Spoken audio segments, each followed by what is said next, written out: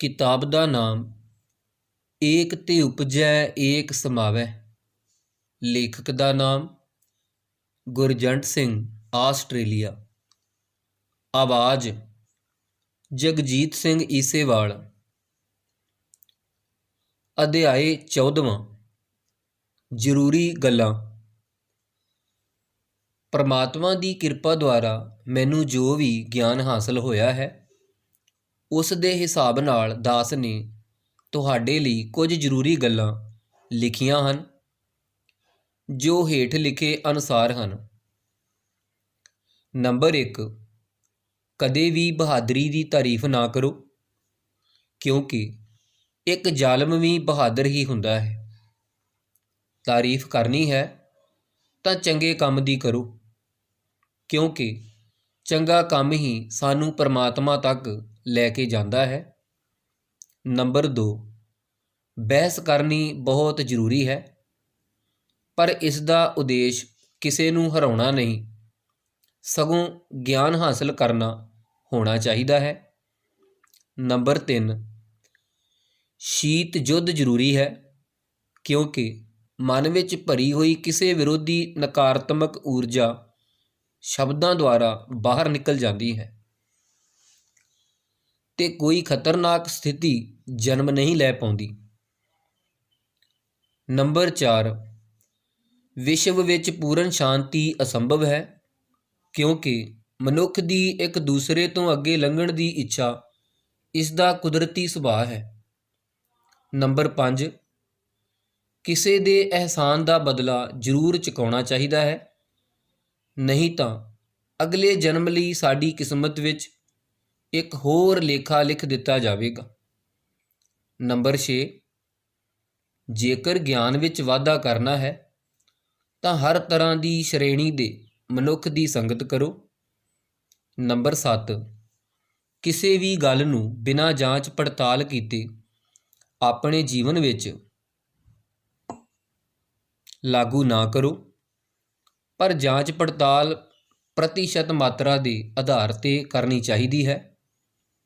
Number 8, ਕਿਸੇ ਦੀ ਵੀ ਨਿੰਦਿਆ ਨਾ ਕਰੋ, ਕਿਉਂਕਿ ਨਿੰਦਿਆ ਦੁਆਰਾ ਅਸੀਂ ਕਿਸੇ ਦੇ ਪਾਪਾਂ ਦੀ ਗਠੜੀ ਵਿੱਚੋਂ ਪਾਪ ਬਾਹਰ ਕੱਢ ਕੇ ਉਸ ਦੇ ਪਾਪ ਨੂੰ ਆਪਣੇ ਪਾਪਾਂ ਦੀ ਗਠੜੀ ਵਿੱਚ ਪਾ ਲੈਂਦੇ ਹਾਂ।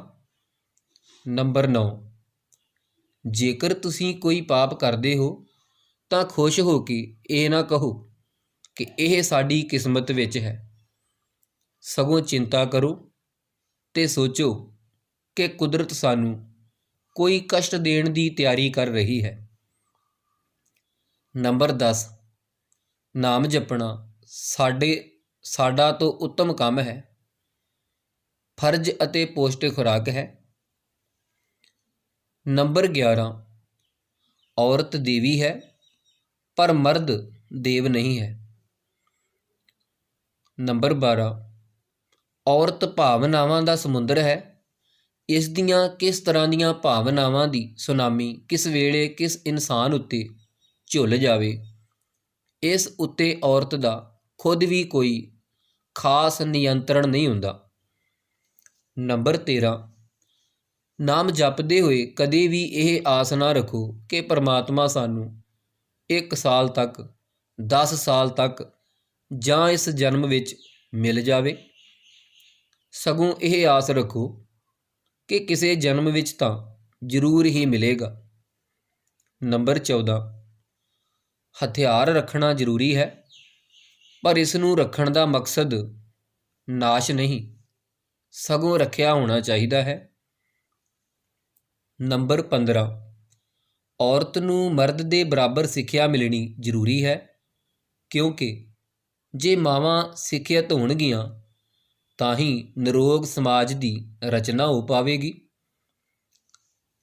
ਕੁਦਰਤ। ਨੰਬਰ 16, ਕੁਦਰਤ ਇੱਕ ਆਦਰਸ਼ ਮਾਂ ਹੈ, ਇਹ ਸਾਡਾ ਸੁਚੱਜਾ ਪਾਲਣ ਪੋਸ਼ਣ ਕਰਦੀ ਹੈ, ਪਰ ਜਦੋਂ ਬੱਚਾ ਕੋਈ ਗਲਤੀ ਕਰਦਾ ਹੈ ਤਾਂ ਇਹ ਸਜ਼ਾ ਵੀ ਦਿੰਦੀ ਹੈ।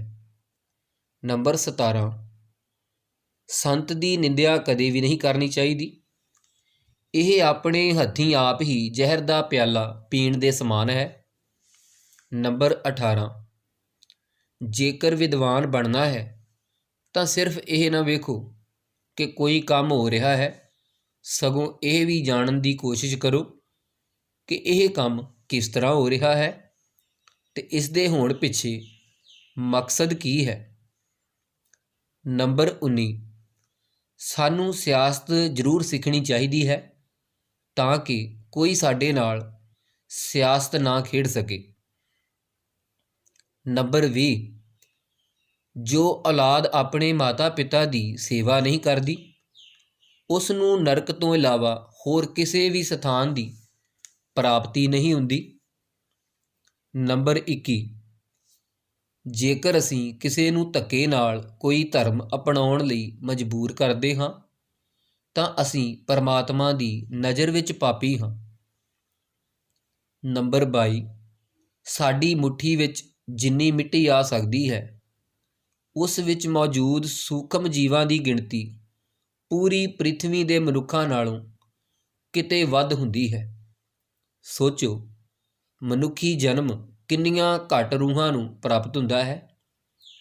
ਇਹ ਅਨਮੋਲ ਹੈ, ਇਸ ਨੂੰ ਵਿਅਰਥ ਨਾ ਜਾਣ ਦਿਓ। ਨੰਬਰ 23, ਹਰ ਇੱਕ ਕਾਮਯਾਬ ਮਰਦ ਪਿੱਛੇ ਤਾਂ ਇੱਕ ਔਰਤ ਹੁੰਦੀ ਹੈ, ਪਰ ਹਰ ਚਰਿੱਤਰਹੀਣ ਔਰਤ ਪਿੱਛੇ ਇੱਕ ਮਰਦ ਹੁੰਦਾ ਹੈ। ਨੰਬਰ 24, ਜਦੋਂ ਔਰਤ ਆਪਣੀ ਵਫਾਦਾਰੀ ਤੇ ਮਰਦ ਆਪਣੀ ਅਕਲਮੰਦੀ ਦਾ ਪੂਰਨ ਤਿਆਗ ਕਰ ਦੇਵੇਗਾ ਅਤੇ ਹਰ ਮਨੁੱਖ ਕੱਟੜ ਵਿਅਕਤੀਗਤ ਸੋਚ ਅਪਣਾ ਲਵੇਗਾ ਤਾਂ ਉਸ ਸਮੇਂ ਕਲਯੁਗ ਦਾ ਅੰਤ ਹੋਵੇਗਾ। ਨੰਬਰ 25, ਧਰਮ ਅਤੇ ਆਧੁਨਿਕਤਾ ਕਦੇ ਵੀ ਇੱਕ ਦੂਜੇ ਦੇ ਰਸਤੇ ਦੀ ਰੁਕਾਵਟ ਨਹੀਂ ਬਣ ਸਕਦੇ, ਸਗੋਂ ਦੋਨਾਂ ਦਾ ਸੁਮੇਲ ਇੱਕ ਮਹਾਨ ਸਮਾਜ ਦੀ ਸਿਰਜਣਾ ਕਰਨ ਵਿੱਚ ਸਹਾਇਕ ਹੁੰਦਾ ਹੈ। ਅੰਤਿਕਾ, ਸ੍ਰਿਸ਼ਟੀ ਦੀ ਰਚਨਾ ਕਿਉਂ ਹੋਈ? 84 ਲੱਖ ਜੂਨ ਕਿਉਂ ਬਣੀਆਂ? ਸਾਨੂੰ ਇਹ ਸਭ ਕਿਉਂ ਕਰਨਾ ਪੈ ਰਿਹਾ ਹੈ? ਮੈਂ ਕੌਣ ਹਾਂ? ਮੈਂ ਕਿਸ ਥਾਂ ਤੋਂ ਆਇਆ ਹਾਂ? ਮੈਂ ਕਿੱਥੇ ਜਾਣਾ ਹੈ? ਹੁਣ ਜੇ ਇਸ ਤਰ੍ਹਾਂ ਦੇ ਸਵਾਲ ਤੁਹਾਡੇ ਦਿਮਾਗ ਵਿੱਚ ਆ ਰਹੇ ਹਨ ਤਾਂ ਇਸ ਦਾ ਮਤਲਬ ਹੈ ਕਿ ਇਸ ਕਿਤਾਬ ਨੂੰ ਪੜ੍ਹ ਕੇ ਤੁਹਾਡੀ ਮਾਨਸਿਕ ਅਵਸਥਾ ਬਹੁਤ ਉੱਚੀ ਹੋ ਗਈ ਹੈ। ਸੋਚੋ, ਤੁਸੀਂ ਪਹਿਲਾਂ ਸੋਚਦੇ ਸੀ ਕਿ ਮੈਂ ਸਵੇਰੇ ਉੱਠ ਕੇ ਤਿਆਰ ਹੋਣਾ ਹੈ, ਫਿਰ ਨਾਸ਼ਤਾ ਕਰਕੇ ਪੜ੍ਹਨ ਲਈ ਜਾਂ ਨੌਕਰੀ ਲਈ ਜਾਣਾ ਹੈ, ਫਿਰ ਵਾਪਸ ਆ ਕੇ ਆਪਣਾ ਘਰ ਦਾ ਕੰਮ ਕਰਨਾ ਹੈ, ਟੀਵੀ ਵੇਖਣਾ, ਖੇਡਣਾ ਜਾਂ ਬੱਚਿਆਂ ਨੂੰ ਖਿਡਾਉਣਾ ਹੈ ਤੇ ਫਿਰ ਰਾਤ ਹੋਣ 'ਤੇ ਸੌਂ ਜਾਣਾ ਹੈ। ਤੁਸੀਂ ਕਿੰਨਾ ਕੁ ਸੋਚਦੇ ਸੀ? ਇੱਕ ਛੋਟੀ ਜਿਹੀ ਸੋਚ ਨੂੰ ਲੈ ਕੇ ਤੁਸੀਂ ਜੀ ਰਹੇ ਸੀ। ਤੁਹਾਡਾ ਜੀਣਾ ਕੀ ਸੀ? ਤੁਸੀਂ ਖੁਦ ਕੀ ਸੀ? ਪਰ ਹੁਣ ਇਹ ਸਭ ਖਤਮ ਹੋ ਚੁੱਕਾ ਹੈ। ਤੁਹਾਡੀ ਸੋਚ ਦਾ ਦਾਇਰਾ ਵਿਸ਼ਾਲ ਹੋ ਚੁੱਕਾ ਹੈ। ਹੁਣ ਤੁਸੀਂ ਦਿਨ ਹੀ ਸ਼ੁਰੂਆਤ ਤੋਂ ਲੈ ਕੇ ਦਿਨ ਦੇ ਅੰਤ ਤੱਕ ਨਹੀਂ, ਸਗੋਂ ਬ੍ਰਹਿਮੰਡ ਦੀ ਸ਼ੁਰੂਆਤ ਤੋਂ ਲੈ ਕੇ ਬ੍ਰਹਿਮੰਡ ਦੇ ਅੰਤ ਤੱਕ ਦੀਆਂ ਘਟਨਾਵਾਂ ਨੂੰ ਸੋਚ ਰਹੇ ਹੋ। ਸੋਚੋ, 24 ਘੰਟੇ ਦੇ ਦਿਨ ਤੋਂ ਤੁਹਾਡੀ ਸੋਚ ਅਰਬਾਂ ਸਾਲ ਦੀ ਉਮਰ ਵਾਲੇ ਬ੍ਰਹਿਮੰਡ ਬਾਰੇ ਸੋਚਣ ਵਾਲੀ ਵਿਰਾਟ ਸੋਚ ਦਾ ਰੂਪ ਲੈ ਚੁੱਕੀ ਹੈ। ਇਹ ਵਿਰਾਟ ਸੋਚ ਹੀ ਸਾਨੂੰ ਵਿਰਾਟ ਸ਼ਕਤੀ ਵਿੱਚ ਲੀਨ ਕਰ ਦਿੰਦੀ ਹੈ। ਪਰਮਾਤਮਾ ਦੀ ਕਿਰਪਾ ਦੁਆਰਾ 17 ਸਾਲ ਸ੍ਰੀ ਗੁਰੂ ਗ੍ਰੰਥ ਸਾਹਿਬ ਜੀ ਦੀ ਛਤਰ ਛਾਇਆ ਹੇਠ ਰਹਿੰਦੇ ਹੋਏ ਮੈਨੂੰ ਮੇਰੇ ਖੁਦ ਦੇ ਅਨੁਭਵ ਅਤੇ ਮੇਰੇ ਪਿਤਾ ਜੀ ਨੂੰ ਹੋਏ ਅਗੰਮੀ ਅਨੁਭਵ ਤੋਂ ਜੋ ਵੀ ਗਿਆਨ ਹਾਸਲ ਹੋਇਆ ਹੈ ਉਹ ਮੈਂ ਤੁਹਾਡੇ ਨਾਲ ਸਾਂਝਾ ਕਰ ਚੁੱਕਾ ਹਾਂ। ਹੁਣ ਜਿਹੜੇ 6 ਸਵਾਲਾਂ ਦਾ ਮੈਂ ਜ਼ਿਕਰ ਕੀਤਾ ਹੈ, ਇਹਨਾਂ ਦਾ ਉੱਤਰ ਤੁਹਾਨੂੰ ਮੈਂ ਨਹੀਂ ਦੇ ਸਕਦਾ।